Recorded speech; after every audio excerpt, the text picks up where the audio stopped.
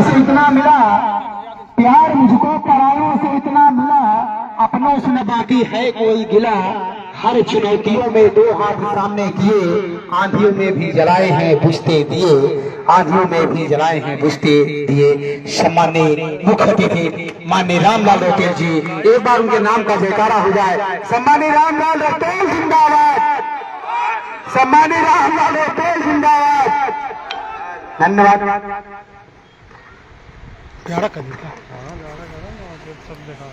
भगवान बिरसा मुंडा जी के शहादत दिवस के अवसर पर आयोजित महत्वपूर्ण कार्यक्रम में उपस्थित जिन्होंने इस मंच का गरिमा बढ़ाया है, हम सबके प्रमुख जिन्होंने पूरे सार्वजनिक जीवन जनसेवा में लगाया, ऐसे कार्यक्रम के सम्माननीय अध्यक्ष मान्यवर आदरणीय श्री भैयालाल जी, और जिन्होंने अथक मेहनत करके समाज को जोड़ने का जो काम किया इस देवथर क्षेत्र में, ऐसे नौजवान साथी एडवोकेट शिवांशु जी जो राष्ट्रीय अध्यक्ष हैं, काफी संघर्षशील है, उन्होंने पूरे समाज जोड़ने का प्रयास किया है। मैं उसको इस मंच के माध्यम से सम्मानित शिवांशु जी को बहुत बहुत धन्यवाद ज्ञापित करता हूं।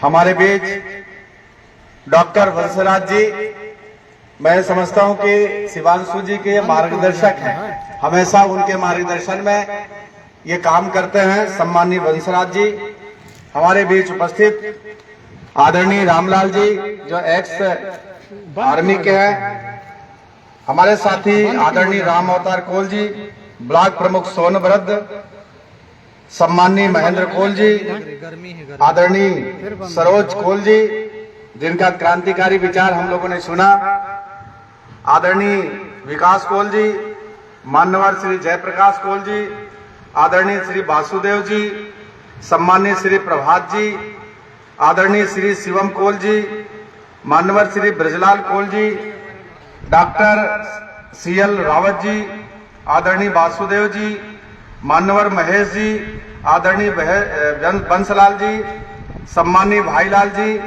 और हमारी बहन बहुत अच्छे सार्थक आपने बात रखी श्रीमती सुनीता जी, और बहुत ही कलाकार साथी जो जिला पंचायत सदस्य रहे हैं, सम्माननीय भुवर कोल जी, आदरणीय भगवान दास जी, आदरणीय रोहित रावत जी, सम्माननीय प्रेमलाल जी, एचपी रावत जी, रामबली जी, और सम्माननीय योगेश रौतेल जी, और यहाँ पर उपस्थित सभी भाइयों बहनों, मैं समझता हूँ आदरणीय हमारे डिप्टी डायरेक्टर साहब ने पूरे विस्तार से, जिनको हम श्रद्धा भाव से स्मरण करते हैं, उनके जीवन चरित्र पर उन्होंने आपके समक्ष अपनी बात रखने का प्रयास किया है।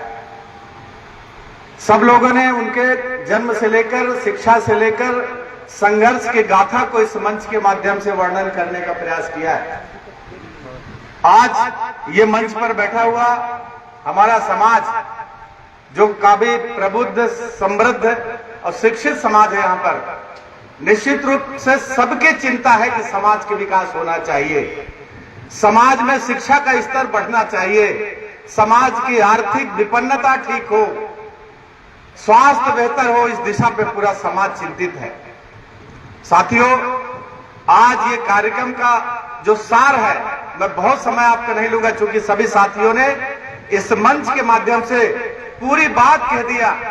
हमारे जो शहीद बिरसा मुंडा जिस आधार पर हम उन्हें भगवान मानते हैं, हमारे श्रद्धा के जो पात्र है, उनके जीवन के चरित्र पर पूरे विस्तार से वर्णन किया है।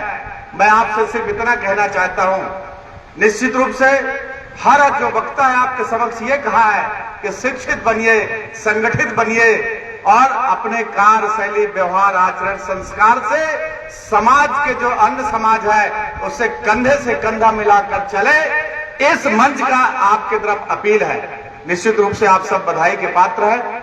आज हम जिस परिसर पर खड़े हैं, हमारी बहन ने बहुत अच्छी बात कही कि हम भी हमारा गौरवान्वित महसूस करते हैं कि कभी एक वक्त था कि जब ये कोल जनजाति का राजा हुआ करते थे। ये कोल जनजाति बहुत प्राचीन जनजाति है। रामायण कालखंड से लेकर आजादी से लेकर तमाम संघर्ष के गाथा इस कोल समाज के नाम से लिखा गया है। लेकिन बड़ी दुर्भाग्य का विषय है, हम किसी सत्ता से इनको पर आरोप नहीं लगाना चाहते, लेकिन दुर्भाग्य का विषय यह है कि आज भी हमारा जो समाज है उसकी शिक्षा का ये स्तर बहुत न्यूनतम है, स्वास्थ्य का स्तर बहुत ही निम्न स्तर है, हमारे स्वरोजगार के अवसर बहुत कम है, रोजगार के अवसर बहुत कम है। अब इस पर आपको प्रश्न इसलिए लगाना चाहता हूं साथियों, सरकार ने बहुत व्यवस्था करी है, लेकिन हम भी जिम्मेदार हैं। अगर हमारा बालक विद्यालय नहीं जा रहा है तो दोषी कौन है? हम लोग। हमारा जिम्मेदारी बनती है, हमारा फर्ज बनता है कि सरकार की योजनाओं का लाभ लेना चाहिए। शिक्षा के स्तर बढ़ाने का सर्वाधिक महत्वपूर्ण अगर कहीं योगदान होता है तो हमारे जो मुखिया होता है, समाज का जो प्रमुख होता है, उसकी जिम्मेदारी होती है। आज अनेक समस्याएं अगर हम उल्लेख करना चाहें तो घंटों लग जाएंगे। आज शोषण है, पीड़ित है, अन्याय है, अत्याचार है। इससे अगर आज ये चूंकि प्रजातंत्र है, कोई राजतंत्र नहीं है, और इस प्रजातंत्र में आपको संगठित होने की आवश्यकता है, शिक्षित होने की आवश्यकता है, तभी मैं समझता हूं इस समाज का विकास निश्चित तौर से हो सकता है। आज हमारे साथी ने बहुत अच्छी बात कही, मध्य प्रदेश सरकार ने कोल विकास अभिकरण का गठन किया और आप सबके आशीर्वाद पर यहां पर ये दूसरी कार्यक्रम है। प्रदेश की मुखिया ने इस स्थान पे एक कार्यक्रम किया था। हम लोगों ने एक मांग रखी थी, पूरे रीवा के लोगों ने कहा कि त्योथर में एक कोल गढ़ी है, हमारा मान सम्मान स्वाभिमान, उसके संरक्षण और उसका संवर्धन होना चाहिए। मैंने माननीय मुख्यमंत्री के सामने ये बात कही और माननीय मुख्यमंत्री जी ने 3.25 करोड़ रुपए देकर इस किला का पुनर्गठन करने का उन्होंने काम किया है। इसलिए अब आपकी जिम्मेदारी बनती है कि इस किला के संरक्षण आपको करना है। मैं तो ये चाहता हूं, 9 जून गर्मी होता है, आपकी सहमति हो डॉक्टर साहब? भारत सरकार ने 15 नवंबर बिरसा मुंडा के जयंती पर गौरव दिवस मनाने का काम किया है। तो हम चाहते हैं एक विशाल कार्यक्रम इस परिसर में कोल जनजाति के सम्मेलन हर वर्ष हो, ये हमारी अपेक्षा है। मुझे लगता है मंच की सहमति है। और सोनभद्र वालों चिंता मत करो, हमारे रिश्तेदार हो, संबंधी हो, रहन सहन, बोली, भाषा, संस्कृति सब एक समान है। हम लोग प्रयास करेंगे। शिवांशु हमेशा चिंतित रहता है, अभी दिल्ली ले गया था कि कोल, अब वहां की रिश्तेदारी यहाँ है, वहां की अगर यहाँ लोग आ जाएं तो वहां हरिजन है, यहाँ आदिवासी है, बड़ी विडंबना है। लेकिन हम प्रयास करेंगे, भारत सरकार से बात करेंगे, मध्य प्रदेश शासन से बात करेंगे कि आपको भी जनजाति का श्रेणी यहाँ पर कहा कि रीवा में अगर एक भवन बन जाए तो बहुत अच्छा होगा। तो माननीय मुख्यमंत्री जी ने पट्टा जारी किया और 1 करोड़ की राशि स्वीकृत करके और रीवा में एक कोल भवन बनने जा रहा है। साथियों, मैं आपको अवगत कराना चाहता हूं, ये कोल विकास अभिकरण सरकार की चिंता है। सरकार की चिंता हो या ना हो, लेकिन आपकी चिंता होनी चाहिए। मैं एक माध्यम हूं, मेरे माध्यम से इस समाज का विकास जितना हो सकता है, तो मैं चाहता हूं कि टीम हमारे टीम भावना के अंदर रहे। हमारे इन्होंने सीधे वाले ने बहुत अच्छी बात कही, समाज संगठित नहीं है, ईर्ष्या का भाव पैदा रहता है, ये आपको त्यागना पड़ेगा, एक मंच पे आना पड़ेगा। आप अपने अस्तित्व के लिए एक मंच पे आएंगे तो निश्चित तौर से कोई भी सरकार हो झुकने के लिए बाध्य होगा। राजनीतिक परिदृश्य पे मैं बात नहीं करना चाहता। राजनीतिक परिदृश्य अगर हम योग्य हैं, हम सक्षम हैं, तो निश्चित रूप से हर राजनीतिक दल हमारी तरफ निगाहें डालेगा। आज पूरे मध्य प्रदेश के अंदर कोल जनजाति सबसे तीसरी बड़ी जनजाति है, लेकिन इसकी विकास, शिक्षा न्यूनतम होने के कारण हम पिछड़े हैं। मुझे पूरा भरोसा है इस शहादत दिवस के अवसर पर, ऐसे महापुरुष के शहादत दिवस के अवसर पर हम संगठित और एकत्रित हैं, ये निरंतर जारी रहे।